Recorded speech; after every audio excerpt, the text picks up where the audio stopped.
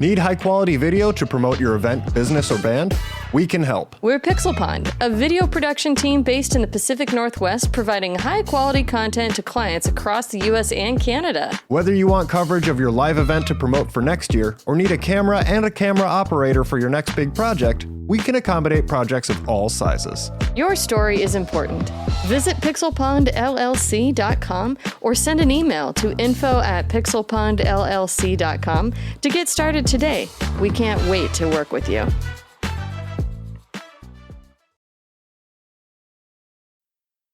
This time on Gamers Week podcast. We can now pinpoint the exact year video games turned from God's light, thanks to the discovery of the nude code for Smurfette in 1984. I wonder if we're going to see an explosion of people trying to do this on Twitch. Probably not. Nobody cares about Smurfs. And it's not like Smurfs are real popular nowadays, that people are clamoring for Smurf stuff anyway. Well, there's a new Smurf movie coming out. I think really? one of the Smurfs is named Influencer, if you want to know what direction it's going. God, that sounds like the emoji movie. Yep. Also, if you've ever wandered the internet, you would see how much people really have taken that idea of Smurfette being the only female Smurf and run with it. I've seen some things. Yeah, I don't even want to think about that. No.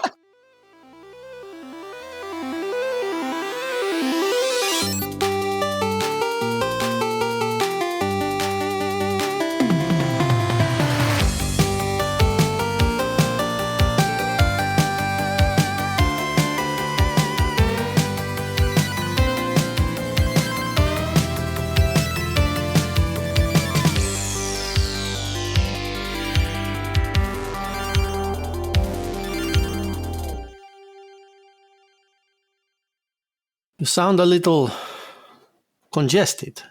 Yeah, I was telling Ryan before you got here that I'm super congested. I can't hear hardly anything. So you can hear when I whispered ginger spice, though. Actually, I was reading your lips. Okay. Do you think she can hear this? I don't think so. Can you hear this? Yes. Okay, just checking. Hey, Blue, I farted just now. Is that why your hand's over your mouth or your nose? She could hear it. Damn it. Like, I feel better. I was sick 2 weeks ago, but I still have this like slight bronchitis wheeze. Every so often it like catches it and just like... I know. I edited a lot of those out of last week. Sorry. You didn't do it on purpose. I feel like that's his O-face sound. That...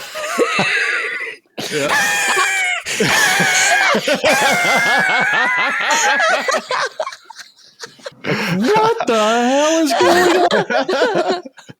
Just go with it. It makes me feel like then that sound would be accompanied by, like, when it comes out, it's just like puffs of dust. Oh, I'm dehydrated. What do you want? And that, kids, is your PSA to drink more water. Oh, there we go. I never know when you're going to start. Hey, all you cool cats and kittens. Hello, everyone. Starting exactly 9:30, you spoil us. Yes, look at us. 2 weeks in a row. I know. Something's wrong. Something's wrong. We're just growing up. You know, ever since my lecture of if you're early, you're on time. If you're on time, you're late. And if you're late, you're fired. We've been doing a lot better. So it's like a subconscious thing where it's just like I put the baby inside their minds and Boo is falling asleep. Is that what I'm saying? Yeah, sorry. As soon as you go into the dad lecture, I just completely tune out. Nice. Speaking of lectures, welcome to Gamers Week podcast. Like the name says, we analyze the best, the worst, and the weirdest headlines of the past week of the video game industry. This is episode 153, and today is Wednesday, February 19th, 2025, and I am Ryan, aka retrogamebrews. I have with me two lovely co-hosts.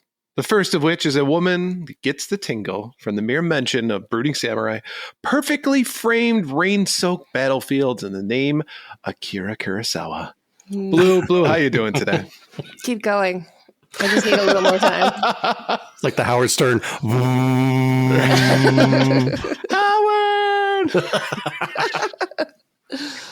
And next up was a man that never gets hotter under the collar than from the sinful crunch, velvety caramel, bittersweet allure of dark Twix melting on his tongue. Donnie, how you doing today? I'm doing great tonight, buddy. What I like to do with the dark Twix is I just like to sit it on my tongue. It's like, Well, you're no fun. Not even just like wiggle it a little bit. And I like to, repeat, I'm a good boy. I'm a good boy. Oh, that better not open or awaken anything in me. Too late, I think. All right, so why don't we jump into our reviews, reactions, and requests. The first one is from Tyler Miller. The State of Play was good/great show overall. There were a lot of cool games shown and some nice updates as well. Not terrible by any means, but also not mind-blowing. I'd give it a 7.5 or a B if I was grading it. I thought a 7.5 was a C, honestly. From my school days, that's what I'm remembering. C+. Yeah. C plus. C plus. I mean, the grading system is flawed. Let's be honest. Yes, the grading system is flawed. I will be there. What kills me too is that if we rate something a 7.5, especially when it comes to a game that's like, if it's below a 9, it's shit, you know? I don't know how we as a society got to that point where we can't just rate something, oh, well, it was good, it's a 6. Right. 6 is good. I think school f***ed us up because if you got a 60% at school, you failed. I got a D+. I'm going to graduate. Yeah. All right, next up, Medium Rare Gamer. Love that name. I didn't love the State of Play, but I thought it was solid. I'm mostly interested in Tides of Annihilation and Sorrows, and I'm glad Lost Souls Aside has a release date. Same. Looking forward to that one. Simon Astor says, I blame IGN. Everything is a 7 to them. Right. That's a good call. All right. And lastly is Topher Petite. The State of Play. Had it. It's one T more than petite. That's a lot of T's.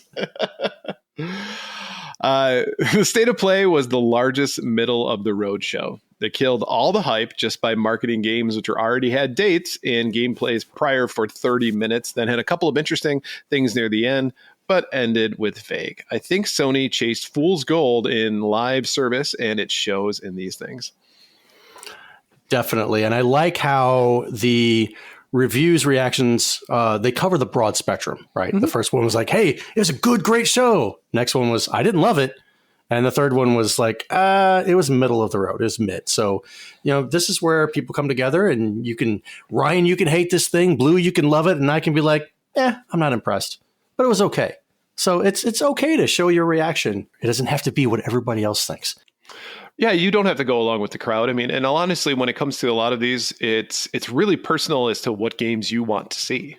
Exactly. I would assume even if the rest of it was absolute shit, if they were like, hey, by the way, Silksong is now live, Blue would be like, best State of Play ever. Yes, I would.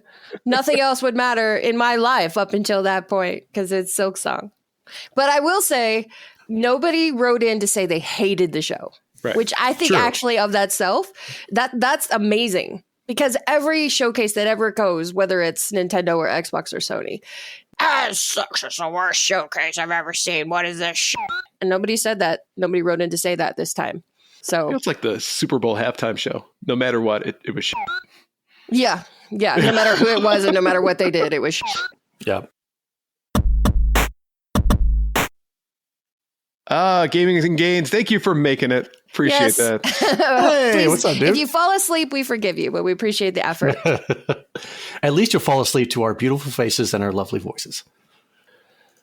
At least 1 out of 3. We should try to stay up all night and just stream all night so we can just watch him. Like if he's got us on in the TV in the bedroom, we just stare at the camera. We would certainly bring up our stream time. Is that the whole Gamers Week and chill thing, and we're just watching? Oh my God, that is unlocking a new kink. All right, so why don't we go ahead and shout out our patrons? We couldn't do what we do without the help of our gorgeous patrons. Here are the generous folks supporting Gamers Week on Patreon. You Fall Before Me, Davey PGH, the Pixel Pond family, including Shannon and Luke, Zach Huge Thinks, Puzzle Better, number one Blue Sick Voice fan, John Barron, Sassy Sony, Evo Lust, Rai's Secret Best Friend, Mega Retro Man, Game of Droid, Maura Deeb, Michael, You Know What We Gotta Do, Toga Party, Lakite, Amo-esque, Bill Tucker, The Real Retro Game Brews, Fruitcake's Pickled Pepper, Ducks with Thick Thighs, absolutely the best podcast, a work in progress, Wizard of Zardoz, Bobson Dugnut, Blues Little Sis, Loudmoth, Retro Blast Pat, B&T Zilla Guy, The Mad Milkman, Seven Castle Forest, Crunchy Kong, Sheriff Snacks, Frank Grande, Love Retro BTW, Steven Sand, Ramboski, Terry Kinnair, Hey Jill 2020, Don't Make Me Pull This Car Over, Games with Coffee, and Hybrid Divide.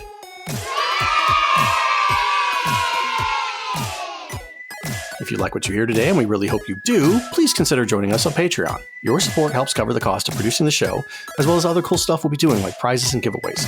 You'll also gain access to our bi-weekly patron-only bonus cast called Gamers Week Uncut, Patrons with Benefits.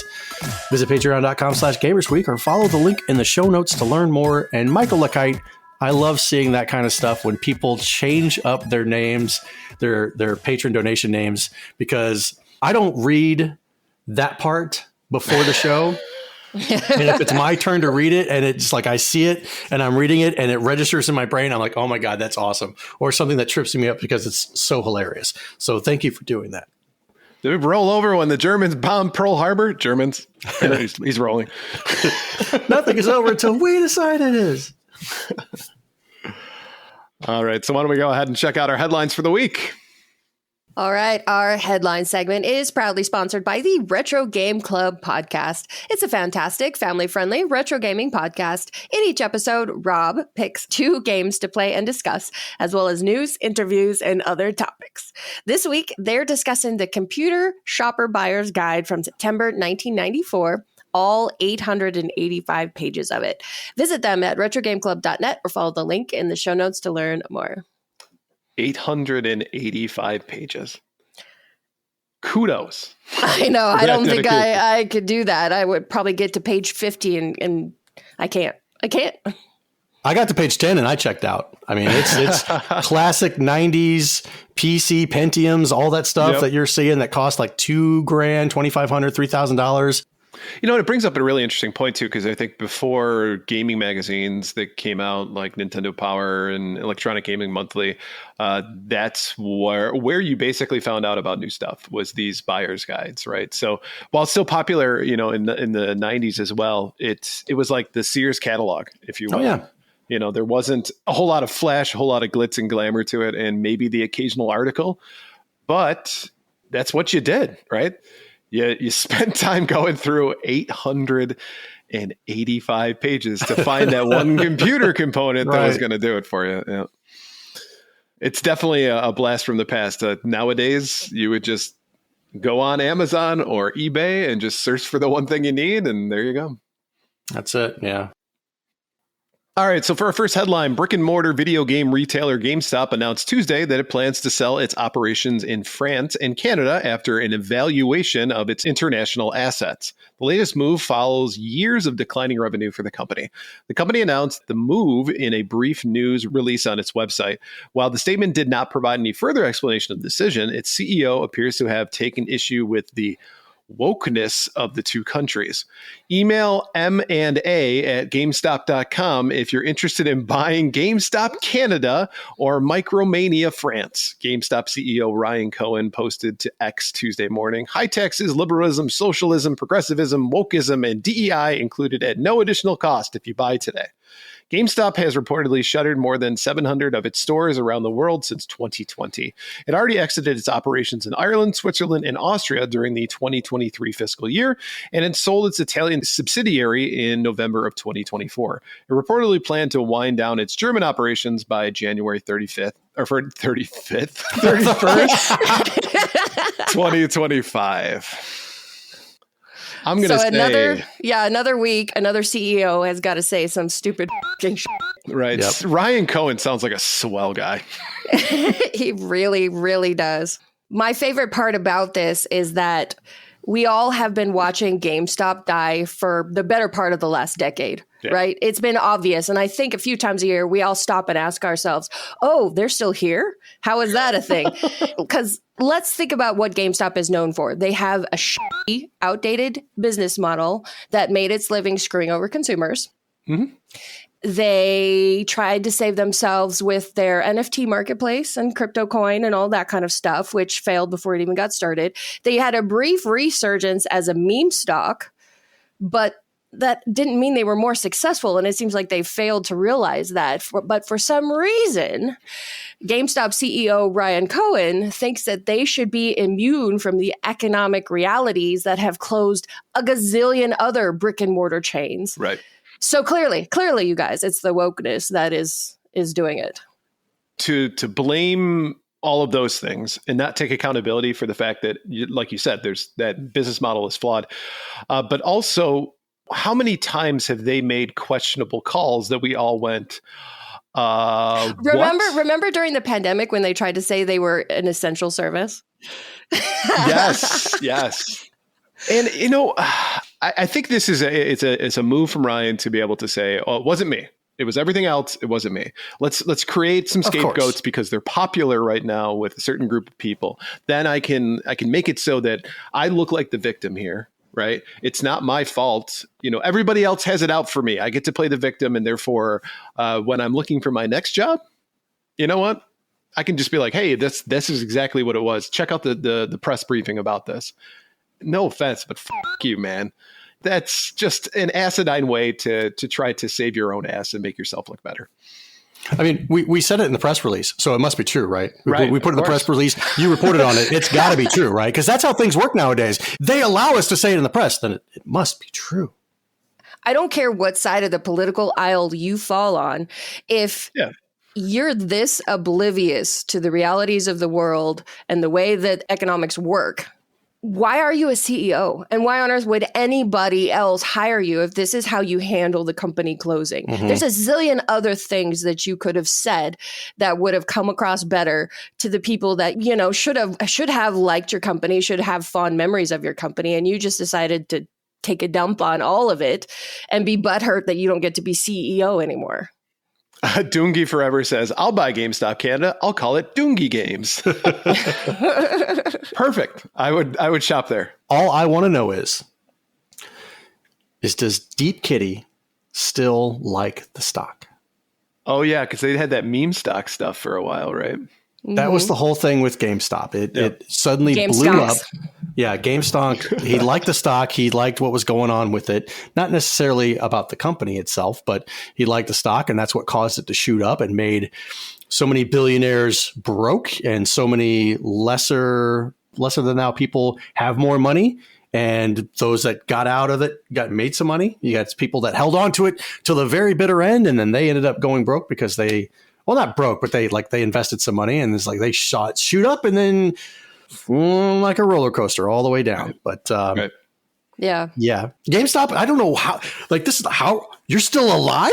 Yeah. It's the Sonic meme. How are you still alive? Right. Sanity Glitch says GameStop got a windfall of unbelievable proportions and still couldn't make a single good decision. Right. You fall before me said GameStop would roll the dice and still get bad RNG. All right, so our next article says a little bit over 2 months after its hugely successful launch, the US-based developers behind Marvel Rivals, including its game director, have reportedly been hit with layoffs. Posting on his LinkedIn profile on Tuesday, NetEase California-based game director Thaddeus Sasser wrote, awesome name, this is such a weird industry. My stellar, talented team just helped deliver an incredibly successful new franchise in Marvel Rivals for NetEase Games, and we were just laid off. Although Marvel Rivals does not have staff credits, it's understood that the game was developed by teams in China and Seattle. According to Sasser's LinkedIn, the Seattle team specialized in game and level design. Circana analyst Matt Piscatella noted Tuesday that Rivals is currently among the top 5 games in the U.S. weekly active users across PlayStation 5, Xbox Series X and S, and Steam, according to its own player engagement tracker. It's been a massive hit and one of the few games that have been able to break through the live service wall, he wrote. I don't know, folks. I just don't know. John Enberger, cinematic director at Bungie, posted on Blue Sky on Tuesday saying that they heard that the layoffs were part of a broad decision by NetEase to pull out of North America. I love you. You're great. Now change. It's... This is a sad moment again. It's very rarely that we're talking about layoffs after being a part of a hugely successful game that puts them at the top. Not even if you make a successful game are you safe from being laid off. It's almost like game developers and directors are just disposable, right? They're plug it in when you need it, unplug it when you don't.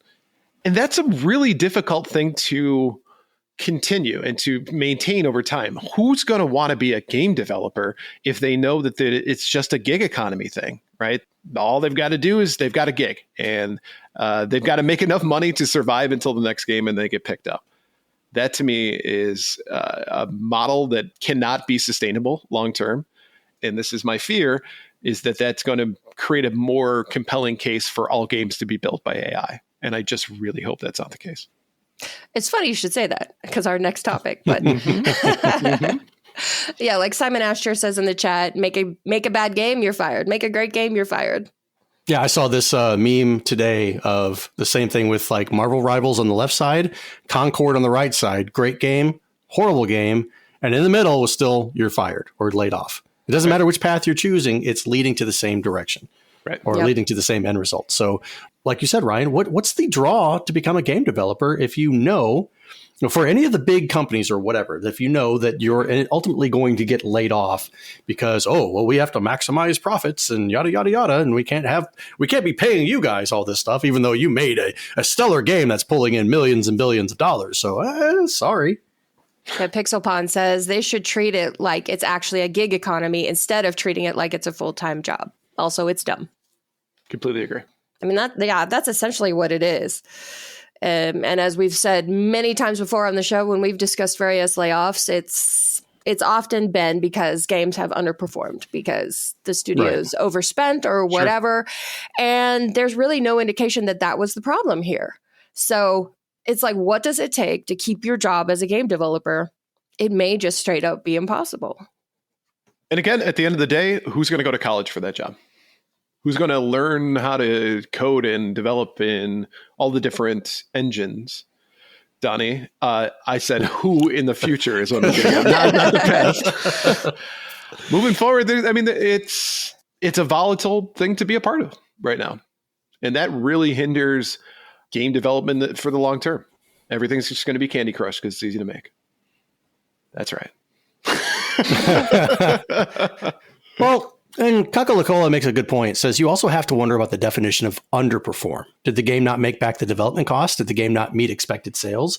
In this case, with Marvel Rivals, it's selling like hotcakes. My son, that's all he plays in there. He doesn't play Warzone anymore. He plays Marvel Rivals. Am I going to pick up this game? Probably not. I'm not playing Warzone anymore. But hell, if I started to play Marvel Rivals and it got so into it that, like, okay, that's another successful person playing, or another person, not a successful person. I am a successful person. Another person playing here. This successful game. What does that say about your game? It's really drawing in people. And if it's a live service game, I'm not really paying. I'm not the type of person that pays money for these games, but I could see throwing it a bone here and there, throwing it $5, $10, what have you. But hold on a second. I kind of lost my train of thought again. And it was not nobody's fault this time. What was I saying? I think Alzheimer's is the No, I had a great thought and it just disappeared. Talk amongst yourselves. The progressive era was neither progressive nor an era. There you go. I think Sanity brings up a good point. Making back the production costs is weighted measure since they often account for about 50% allocation for marketing budget into the production cost. And I mean, that's the same way with movies. Marketing is a huge section of that budget when it comes out. And I get it. You want people to know about and play their games. I mean, they could save a little bit on marketing by just throwing us a few bucks and getting access to literally hundreds of listeners. Hundreds. Dozens. To touch back on what I was saying earlier, that should give you an indication that the game did not underperform. That if it's a live service game that's successful, that means it's bringing in money. So profitable? Yes, should be.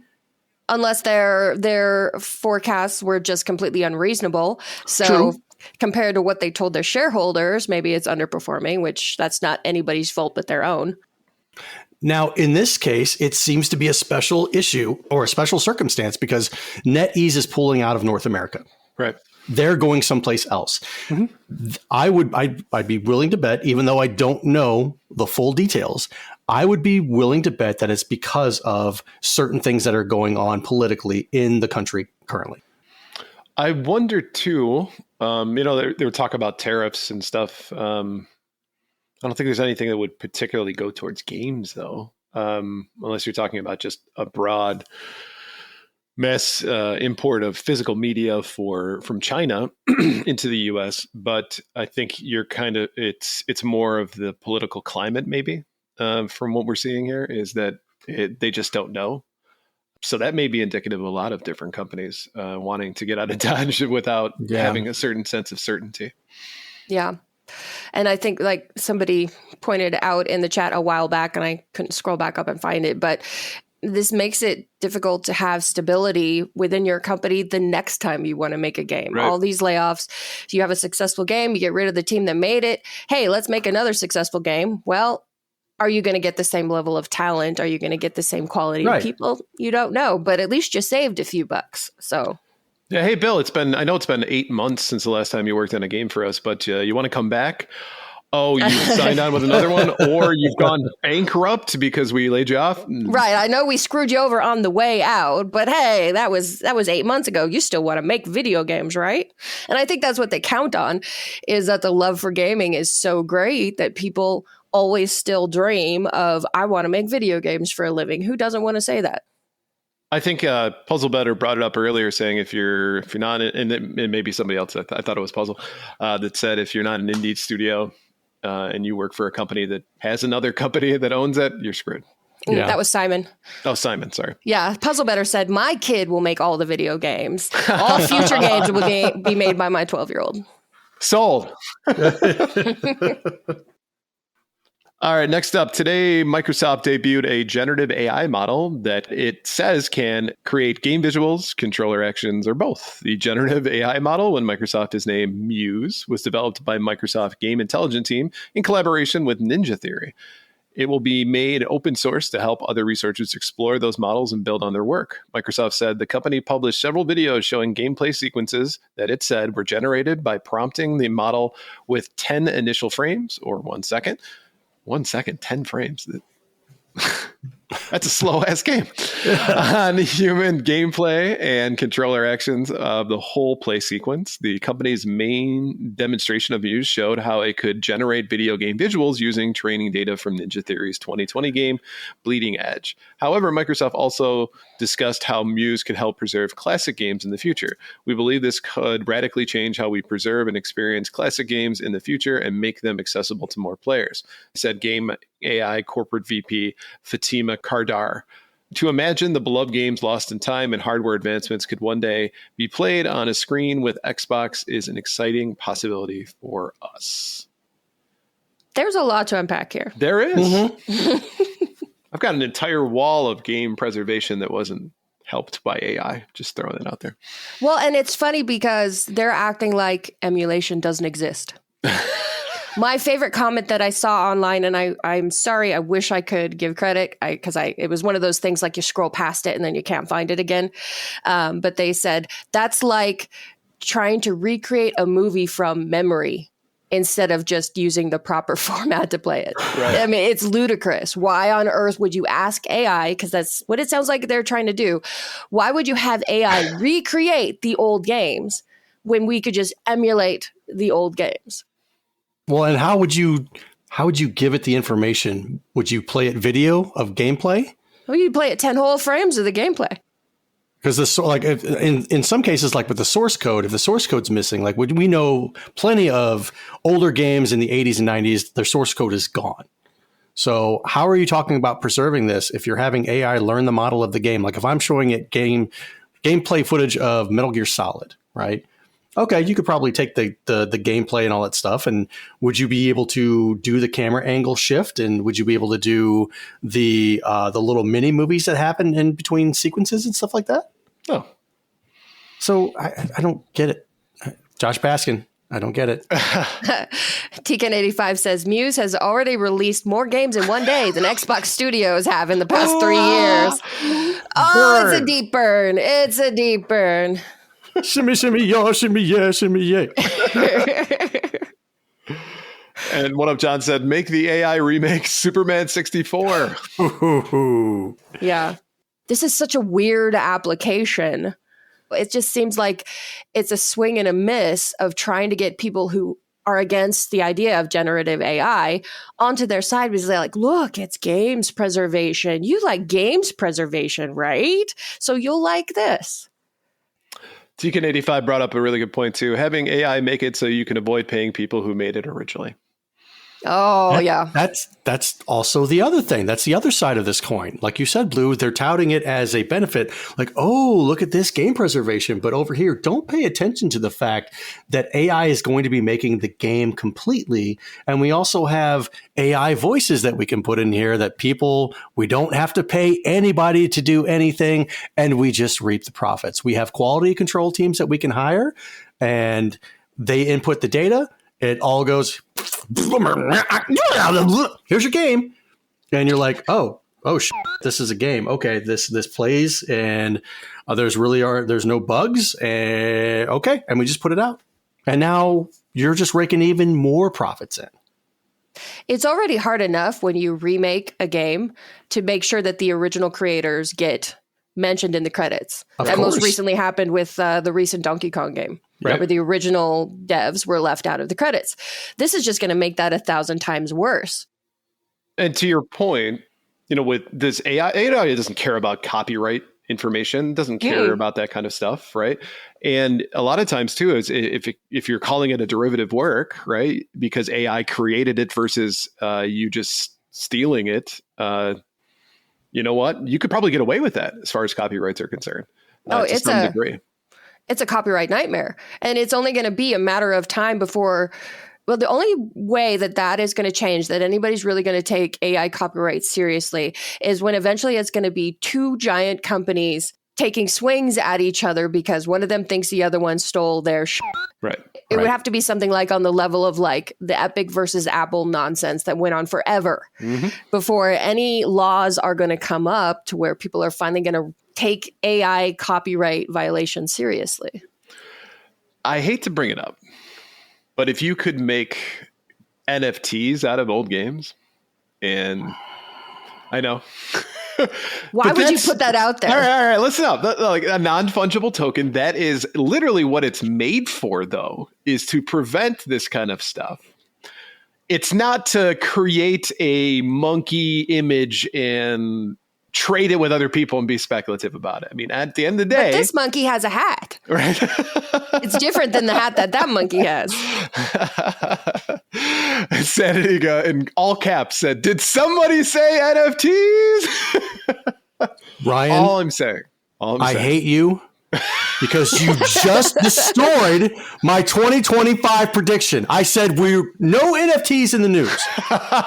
He didn't destroy it. He's just taking a shot in the dark. It is true. I will quote Dave Chappelle. I know what I would do. I would shut the up. I don't want that being put out in the universe for some company to just be like randomly throwing on a podcast. Oh my God, they're talking about NFTs. Let's go ahead and make the NFTs happen again. Shut up. All I'm saying is that's how you could prevent copyright issues. So if you are the owner of, Beat 'em and Eat 'em, and you don't want anybody else to make a game for Beat 'em and Eat 'em, turn it into an NFT. Just saying. This is 100% the future, whether we like it or not. Every game developer out there is looking to make the solution to all their money problems, about why they can't afford, in their own words, to keep staff on and on all this kind of stuff. They'll be able to keep all the gazillions of profits from all their games because the AI is a silver bullet to everything. The only time that I'm going to support AI taking over is when they take over everything. And therefore, I can live like the people on Wall-E on that ship and not have to do anything at all throughout the day. Just get fat, eat great food, and play video games. Like, I'm okay with that. Once it gets to that point, let the AI overlords rule over everything. I'm cool with that. I don't have to pay taxes. I don't have to vacuum. I don't have to do anything that's adulting. I can just it costs money to sit on that cruise ship, man. No, it doesn't. Yes, it does. No, when the AI takes over, we're going to be Matrix batteries for them. We're not going to be in Wall-E. Yeah. So yeah, my endothermic reaction that doesn't make sense whatsoever because let's be honest with you, the human body is not a great conductor of heat and therefore a terrible battery. I'm okay with living a completely lazy, sedentary lifestyle if it means I just don't have to do anything and enjoy watching movies all day long. So the killer from 7 is going to be coming for you because you are the epitome of sloth. Yes. Okay. Let's do it. Detective. What's in the box? Gaming and Gain says, floaty chair. AI is like the early internet, Sanity says, messy, awkward. Everyone is unsure of it, but once it matures, it will be a necessity for life itself for humans until it doesn't need us anymore. And I've seen that episode of The Orville where, all of the AI robots decide to get rid of all of the humans. And they find like caves full of human remains. But I'll be gone, dead and gone, long before that happens. So I'm okay. Yeah. Mm-hmm. But you won't be dead and gone before the asteroid hits Earth in a couple of years. Please. They've upgraded it to a 3% chance. Yeah. Oh, so you're saying there's a chance. Mm-hmm. All right, last up, we can now pinpoint the exact year video games turn from God's light, thanks to the discovery of the nude code for Smurfette in 1984. Orwell was right. The news comes courtesy of the wonderful Video Game History Foundation, which is dedicated to preserving and celebrating the medium's history. In recently added scan of Electronic Game Magazine's Volume 2, Issue 16, VGHF, added a content warning for glitched naked pixel Smurf, which is both one of the greatest content warnings of all time and 4 words you probably won't ever see jammed together ever again. Just discovered in our archive, we thought that nude codes in games dated back to the original Tomb Raider, but we found a functional one in electronic games way back in 1984. The game in question is Smurf Rescue in Gargamel's Castle. There's a way to keep Smurfette's dress off until your energy runs out, reads the letter to EG. You need the roller controller or 2 joysticks plug into one port through the Y adapter, stand on the skull and push one joystick down and the other up. The lady does her striptease act. Smurf will reappear at the top of the screen, and if you squint a bit, this does look like Smurfette's sprite suddenly has no dress. It seems self-evident that this is a visual glitch rather than the actual intentional on the part of the programmers, though it is also a set of inputs that lead to an apparently naked character, so certainly fits the definition of a nude code. Gaming Again says, please stop. So when was this actually discovered? 1984, apparently. Yeah, That's the date of the edition of the magazine. Yep. Okay, thanks to the discovery of a new code for Smurfette in 1984. So, but we're just now hearing about it, or was it that really not that big? Because I've seen, we've heard of Easter eggs, we've heard of cheat codes and stuff like that. This is the first time I'm hearing about it, and for a game that's 40 years old. Well, it's Smurf Rescue in Gargamel's Castle. Not exactly one of the best known titles. In fact, until today, I've not heard of it. Right. It's got to be an Atari 2600 game, right? Probably. I mean, it kind of looked like it. And who's the nerd that actually figured this out? Yeah, that's always my question is who the hell took the time to figure this out? Probably some kid playing on his 2600. His little brother or sister grabbed the second controller while he was doing some stuff. And all of a sudden it's like, whoa, what did you just do? Like, I don't know, Timmy. What do you mean? Do it again. Okay. Like, oh my God, she's taking off her dress. So it's available on the 2600 and the ColecoVision. Okay. That's why nobody knows about this until Video Game History Foundation added this magazine, was like, oh, look at this in the letters. I just love the fact that somebody discovered this and then was like, you know what? Other people are going to want to know about this. This needs to get out there. I can't keep this to myself. This isn't just something that's going to be on the recess, conversations. I need to let everybody know that quasi-nude Smurfs are available. When I first started reading this, I was thinking we turned away from God's light thanks to discovery of the nude code. And I was like, there were nude games before that. Right. But not ones that were unintentional. And I think there's some appreciation there. There were nude games before that, but they were actual people, not cartoon characters meant for children. Of course. Right. When you had games like strip poker and other stuff, like I remember my dad had some games on the Tandy that you could see a little bit of stuff. Sure. But on the Atari 2600, yeah, you're going to see, just like Main HJ says, 2 pixels. That's it. Or 3 pixels if she's from Total Recall. Who knows? But they're blue pixels, so it's extra hot. Ooh. I wonder if we're going to see an explosion of people trying to do this on Twitch. Probably not. Nobody cares about Smurfs.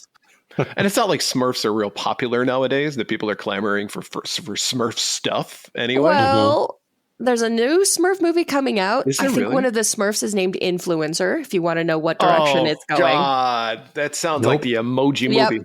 Yep. Also, if you've ever wandered the internet, you would see how much people really have taken that idea of Smurfette being the only female Smurf and run with it. Ah. I've seen some things. Yeah, I don't even want to think about that. No, yep. So I think there has long been a fascination with Smurfette.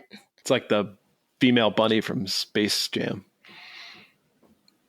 Is that different? She was hotter. Yeah. Well, I mean, I have no idea the hotness level of Bunny from Space Jam versus Smurfette. I'm not exactly qualified. But you're also talking about the Looney Tunes universe, and there's more females in that universe than just No, one. all I'm saying is just go online and just Google nude bunny from Space Jam. No, I don't need to. Right. You don't have to, because you know what you already know. You've already Googled something similar to that, and it's exactly what you think it is. Mm-hmm.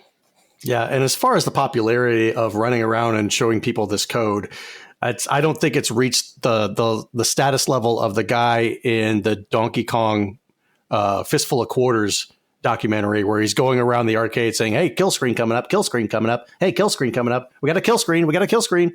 Nobody's doing this for the Smurf nude code. We got a nude screen coming up.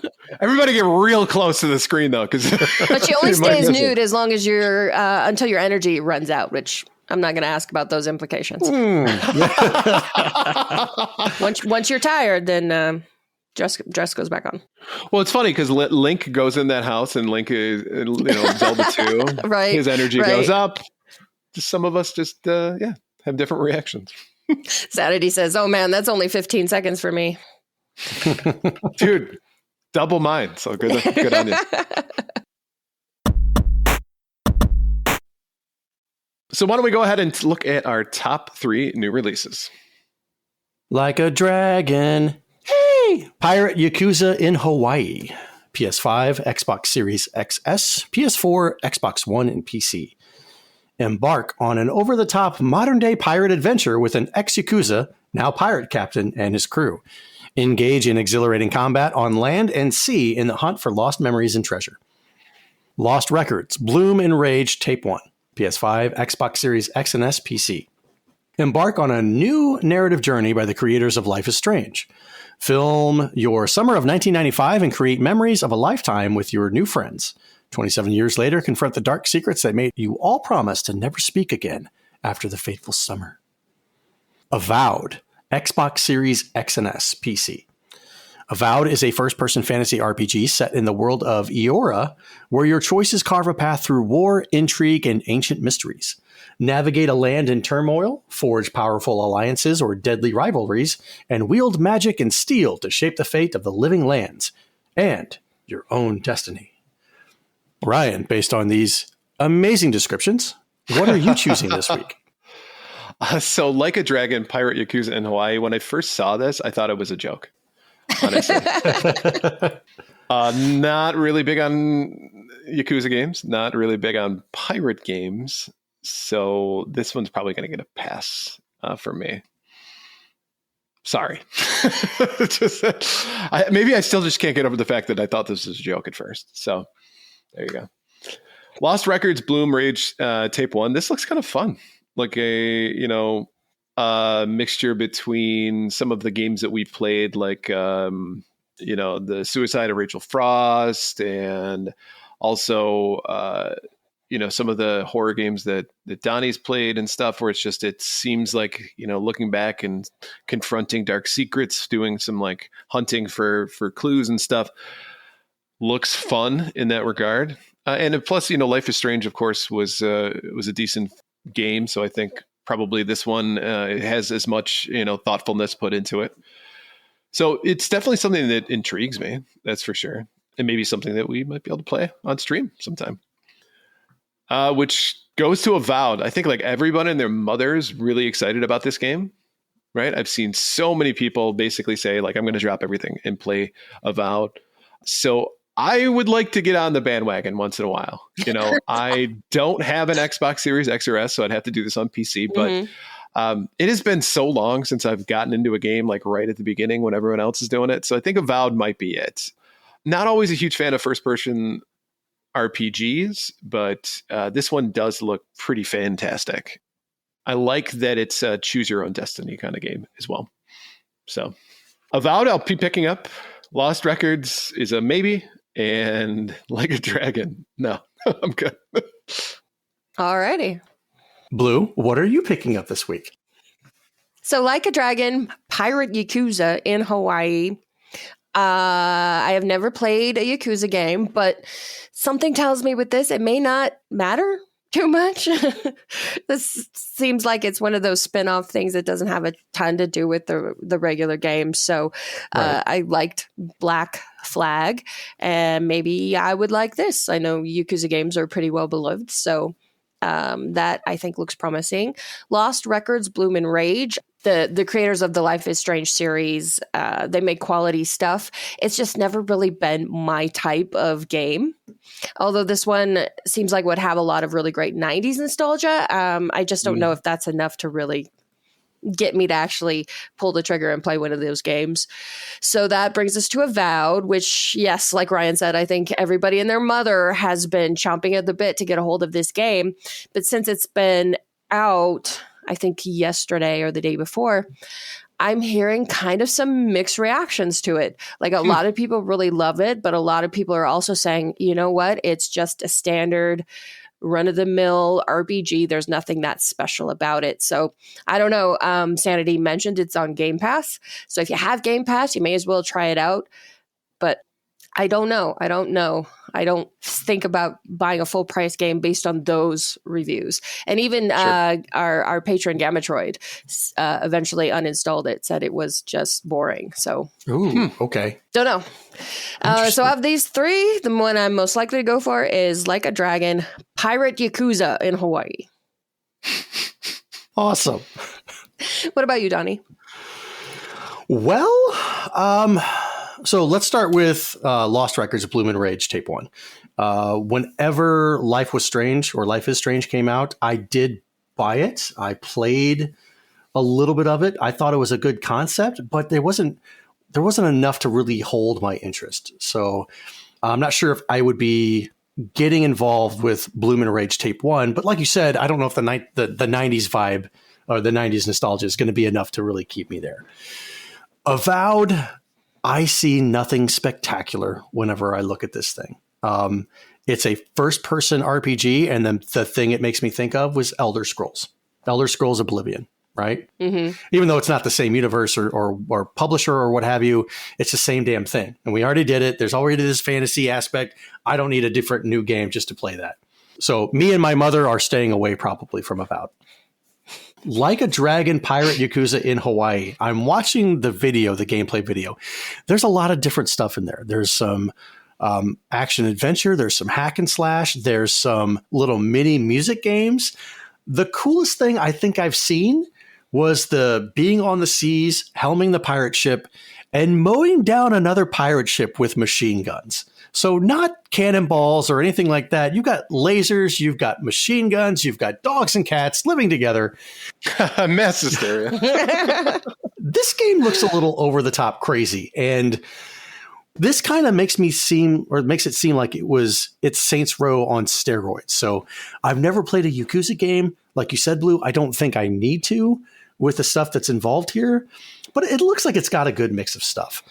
If I were to pick up anything this week, it would probably be Like a Dragon Pirate Yakuza in Hawaii.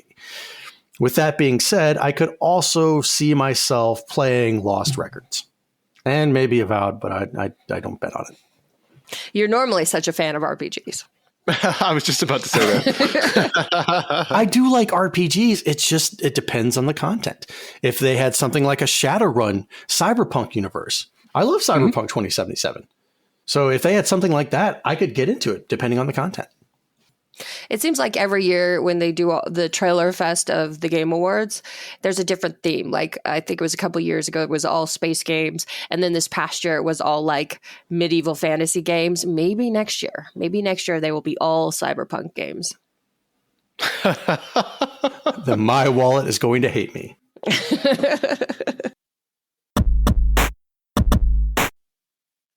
All right, before we move on, let's take a quick break to talk about our sponsor. This segment is proudly sponsored by A Gamer Looks At 40 podcast. The show explores the history of video games through the stories and experiences of the people who lived it. This week, Bill continues his seemingly never-ending exploration of Final Fantasy VII with a deep dive into the game's story and theme. So this week's question is, what is your favorite video game story of all time? Let Bill know your answer by sending him a tweet at A Gamer Looks At 40 on Twitter and Blue Sky. Donnie is rubbing his hands together. Do you have an answer for once? Excellent. What? For once? You. For once. Kiss my ass. I'm sorry for laughing so much. No, you're not. Yes, my favorite video game story of all time is BioShock. That hits home like a mother effer. It gives you the illusion of choice when the entire time you're being controlled. If you go and look at the concepts or the story and the topics in the game and how it relates to current life and everything, I don't know, it just makes me think. It really makes me think. And because of the music and everything like that, it really just brings up a lot of emotion. So for me, that video game story is my all-time favorite. Okay. What about you, Ryan? So I don't want to say like just the obvious one. Like, I mean, of course, Chrono Trigger and Final Fantasy VII have always been those two that just like hit me in the right way, you know? But I want to step outside of, I guess, what would be typical. And what I'll talk about is a PC game called Star Control 3. Me and my brother discovered this by going to like Compact together, found the box and it looked really cool, and ended up playing it. And it's really a unique game. It's actually not well renowned with Star Control fans. They think it's like the sorry, Blue, redheaded stepchild of the group. But the story is really good. And it really does it well. You know, most games, I think when when you do all that fetch quest stuff, the ending doesn't really quite hit, and this one does. And so love the game. And I'm an apologist for this game. I don't care that other people don't like it. I really did. No apologies. Really yep. Gaming and Gain says Red Dead Redemption 2 got a little misty multiple times. Sanity says Grand Theft Auto 4 really hit like a good movie. Nico Bellic's story is epic. And then Donnie put in the chat, I tear up every time I play Pong. Beep. Boop. Beep. It's a commentary. Right. So for me, I had a couple choices. The first one that came to mind was Ghost of Tsushima. Good one. Excellent one. Kind of an obvious choice, though. My second choice was Inscription. Okay. Which is a little bit of a dark horse. It's a roguelike deck builder where you uncover the story as you progress through the game. And this is one of the most fascinating games that I've ever played. So highly, highly recommend if you like deck builders. But there has been only one game in my entire life that made me ugly cry. And that one is Banisher's Ghosts of New Eden. I'm glad you didn't pull up Kingdom Hearts. Banisher's Ghosts of New Eden is very much a AA game in that it lacks a lot of the polish and the smoothness of a AAA game. The combat is kind of janky until you get used to it, but I can say that the story, the writing, the voice acting is all very much top notch. And even though I got the good ending, I was depressed for like 2 weeks. So it's still very much a worthwhile play. You just have to be a little patient with it. I don't think there's ever been a game that I can recall that's made me cry. I would disagree. I think playing Call of Duty, I've heard you cry like a bitch a bunch of times. Oh, wow. All that talking from that couch so many miles away. That's great. It's like that, huh? Give me your address, Ryan. Give me your address. Give me your address. Do it.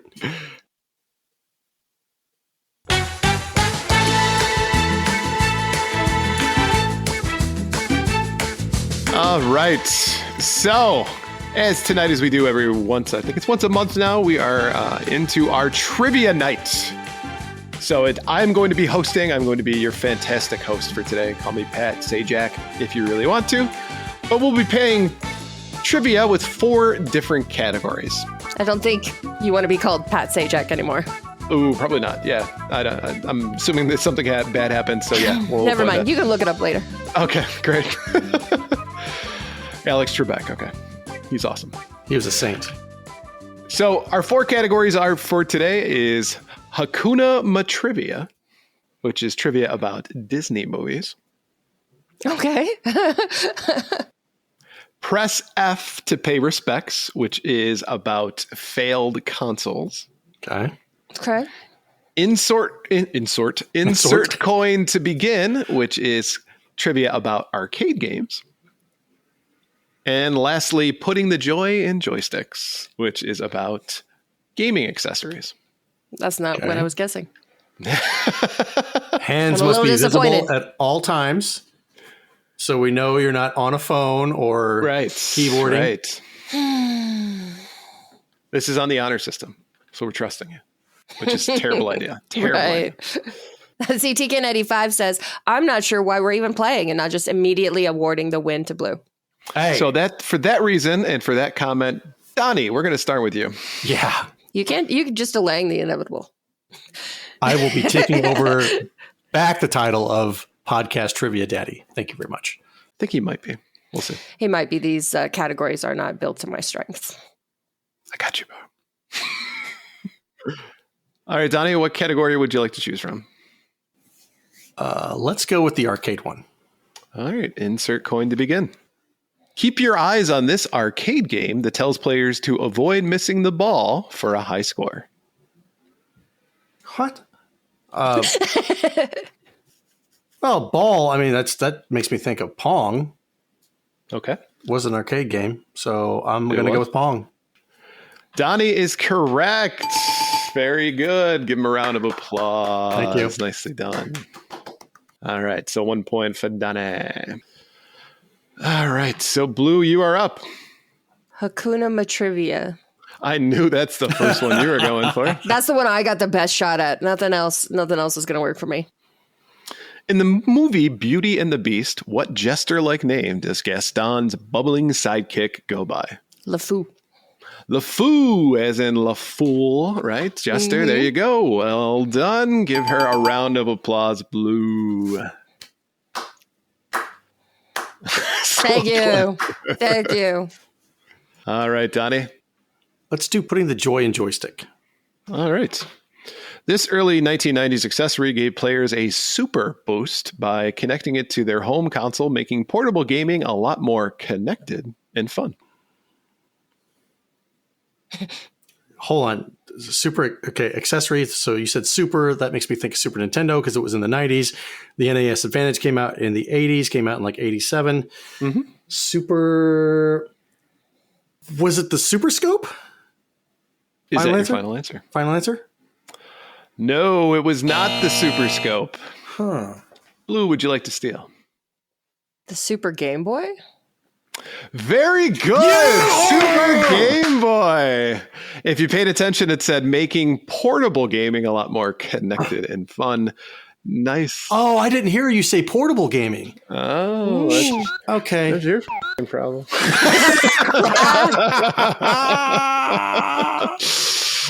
Yes, gaming and games. Feel free to play along in the chat. We won't be looking until the question is answered. Right. Nice. All right. So, Blue, it is your time to choose. Press F to Pay respects. pay respects. Must have been a fool of a toque who named this failed console made by Apple. Some sort of Lord of the Rings thing, Hobbit thing. Pippin. Wow. It took me a long Pulled time that to get right out of her It took ass. me a long time to see. It's like the slow connection. It's loading, and then it gets there. Yeah. The Apple Pippin. Pippin, of course, Peregrine Toque. Fool of a toque. Very good. All right, Donnie, you're up. The arcade one. All right. So this arcade game had players defending the Earth and their high score, being the first game to feature a leaderboard. Defending the Earth. Either Galaga or Missile Command, but also Defender. I mean, when you say defending the Earth, it makes me think of Defender. Fine, I'll go with Defender. I'll go with my instinct. Final answer. Ooh, I'm sorry, that is incorrect. Blue, would you like to steal? Space Invaders. Space Invaders is correct. You know why I thought that is because they had the Space Invader Championship, and we interviewed Rebecca Heineman. Because how else could they know who were the best ones without a leaderboard? Correct. I hate that Bob Barker. Blue off to an early lead. Current score is Blue 4, Donnie 1. All right, Blue. Hakuna Matrivia. All right, with open ears, what is the only Disney title character that does not speak? Dumbo. Very good. It is Dumbo. I'm losing it. Blue with a commanding lead, 5-1. Donnie, you are up. Arcade. This game chopped its way into the arcade history, being the first to feature two-player co-op play in a beat-em-up. Two-player co-op. Chop their way. I remember Double Dragon. That was the earliest co-op two-player arcade machine, I think. First instinct is Double Dragon. Final answer. I'm sorry, that's incorrect. Blue, do you want to steal? Oh my God. Karate? Was there some sort of karate game? Is that your final? Some sort of karate game? Karate. I'm just saying karate. I'm sorry, that is also incorrect. Chat has not even come up with the answer. It is Golden Axe. Golden Axe. Oh. Really? No. Golden Way Axe off game base. before Double I Dragon? looked these up. So if Chat He found it GPT on is the wrong, internet. He found it on the internet, so it must be true. Okay. And I guess with the axe, never mind. Yep, Damn it. chops. Ugh. You got it. Yep. Okay. All right, Blue, you're up. Accessories. Putting the joy in joysticks. Putting you got the joy it. in joystick. All right. Made by Hudson Soft, this 1995 accessory allowed up to 5 players to be a part of the action, creating a buzz around multiplayer gaming. The Hudson Soft Hive. I don't know. Good guess, but incorrect, Donnie. Well, Hudson Soft, it's got a B as a logo, so I'm assuming it's like the multiplayer tap. Final answer. You know what? I'm going to give this one to you. It's the multi-tap, but yes, Yeah. that is correct. So I said multi. Yeah, he got there most you go. of it, All so right. we're going to give it Sweet. to him. All right. See, the only thing I could think of was the honeybee, but I was like, that's not it. Right. The honeybee was a Adapter for Famicom games. Yep. You got it. Catching up. All right. Donnie, you are up. Let's do the failed console one. All right. Sounding like something you would shout in bed, this crowd-funded Android-based console quickly became irrelevant.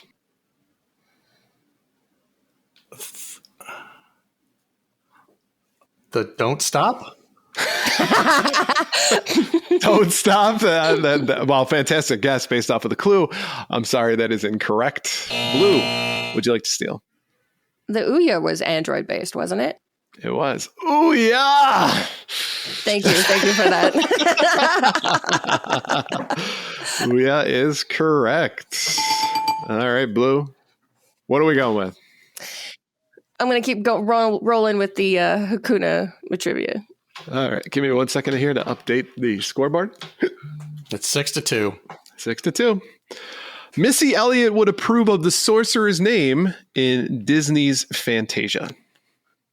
It's Disney backwards. So it's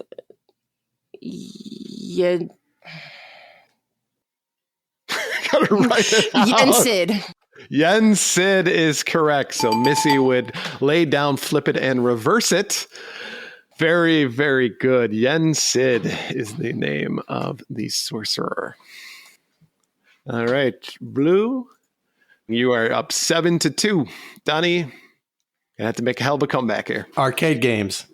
Arcade games. A menacing game that put players in the seat of a race vehicle that required a forceful use of two handles to guide them along tracks set on a desert planet. The only thing that comes to mind is like Moon Patrol. Moon Patrol is not correct. Blue, would you like to seal? Star Wars Pod Racer. Very good. What? Star Wars Pod Racer. Technically, the actual name of it is Star Wars Racer Arcade. But yeah, we will give that to you. But it is the Pod Racer. So menacing, Phantom Menace, forceful. Oh my God! Why am I not picking up on it? And then Tatooine being the desert planet. So very good. Ramboski says the score's starting to look like the Eagles and Chiefs game. And Puzzle Better says, I am not shouting that in bed. All right, Blue, you're up. Press F to pay respects. All right. So no one was popping the question for this portable console that required you to remove the battery to put in game cartridges. The Nokia N-Gage. Very good. The Nokia N-Gage. Popping the question, being engaged. Right. All right. 9-2. Donnie. Arcade games. I think this is the... Nope, we are all out of arcade games. Okay. I dare not do a Disney one because that's not my wheelhouse. You might be surprised on that one. The last one's a really easy question. That's all. Fine. Let's go with Disney then. All right. The pacifist genie in Aladdin had 3 rules. He can't bring anyone back from the dead. He can't make anyone fall in love. And what was the other rule? You can't wish for more wishes. Final answer. That was an additional on top. So I'm actually, you know what? I'm going to give that to you. Okay. I'm going to give that to you because he does say that. Yeah. But what I was looking for was that he won't kill anybody. Oh, yeah. Okay. Yeah. Right. But I am still going to give that to you because you are correct. You. I'm a fan of pedantic answers. So yes, I am okay with that. All right. Blue, what are you going with? And by the way, we are out of Disney questions. So it's just the failed consoles and the accessories. Okay. Yep. So then accessory. This 1988 accessory was the foot of the action, allowing players to stomp, jump, and run their way through various games, making it a real kick in gaming. Power pad. Power pad is correct. Very good. How does she get the easy? You give her the easy ones. Half of the ones I've stolen from you, so. She's not wrong. All right, Donnie, we've got one question in failed consoles and one question in joysticks. So you're telling me there's a chance. So in other words, it's mathematically impossible for him to catch up. Let me still have my moment. Let's do joysticks, please. All right. Released in 2002, this game included a successory featuring a massive control panel with over 40 buttons, 2 joysticks, and 3 foot pedals, stealing the hearts of fans of the mech genre. Steel Battalion. Steel Battalion is correct. Very good. Right off the bat. Look at this guy. Horse. All right. And Blue, this one's for you. This is the last question in trivia. They must have been feline when they said this handheld was supposed to outdo the Game Boy. The Lynx. The Atari Lynx. Very good. All right. Thank you, Sanity. It's never mathematically impossible in our hearts. TKN85 says, much like the Chiefs, Donnie looking to put up some garbage time points to still make it a goal. Final score is Blue 11, Donnie 5. So let's give a round of applause for Blue. Nicely done. Maintaining the hat trick daddy status. I don't have to change my name in the Discord now. All right, so let's go ahead and wrap things up. Thank you for listening to episode 153 of Gamers Week, and a big thank you to Retro Game Club Podcast, Love Retro BTW, A Gamer Looks at 40 Podcasts, and Pixel Pond Productions Company for sponsoring this episode. Don't forget to check out their links in the show notes. If you want to connect with Gamers Week, follow us on Twitter and Blue Sky at Gamers Week PC. Follow us right here on Twitch at twitch.tv/Gamers Week Podcast, where we record live every Wednesday at 8:30 Central Time. Email us at gamersweekpodcast@gmail.com. Visit our merch store at gamers-week-podcast.creator-spring.com. Or if you want to do it the easy way, follow the link in the show notes. And last but not least, join us on Patreon at patreon.com/GamersWeek. Finally, since you made it all the way to the end of the episode, please leave us a rating and review to let us know how we did. We really value your feedback, and while you're there, consider subscribing on iTunes, Spotify, or your podcast platform of choice. I think there's a really nice light show going on in the chat with all the emojis in celebration of me. It's almost like a parade. I'm just green with jealous rage right now. D says, it's okay, Donnie. I've lost playing trivia against Blue once as well, and I wasn't even mad. There you go. I shouldn't be losing. Okay, trivia is my thing. What was going to be the end of that sentence? Trivia is my thing. I should not be losing trivia questions to Blue. I shouldn't be losing at all. So, you know what? I'll let you have this one. Oh, you'll let me have it. I will allow you to have this win. And then next month, whenever we do a trivia again, I will be back on top. Thank you very much. Well, yeah, because next month it's my turn to ask the questions. So obviously I'm not going to win. I'm in your head, Donnie. That's what Frank says. Get out. Thank you, everybody, for showing up tonight and hanging out with us. We will be back next Monday with another live stream. Not sure if it's going to be a regular uncut or a gameplay. And then next Wednesday, with episode 154. So have a good night, guys. Yep. Take care, and we'll see you next week. Have a good night. Bye.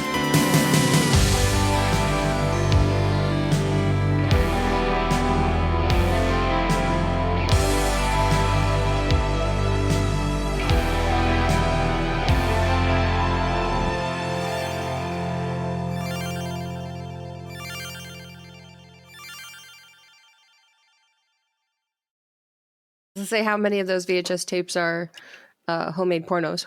None of them. Damn it. None of them. Boo. Come on. We don't use VHS recorders anymore. That would be so amazing to see if somebody had like a setup of an old school camcorder on a tripod in their bedroom. They're probably a serial killer if they have that. Brings people over, says, first we're going to watch this.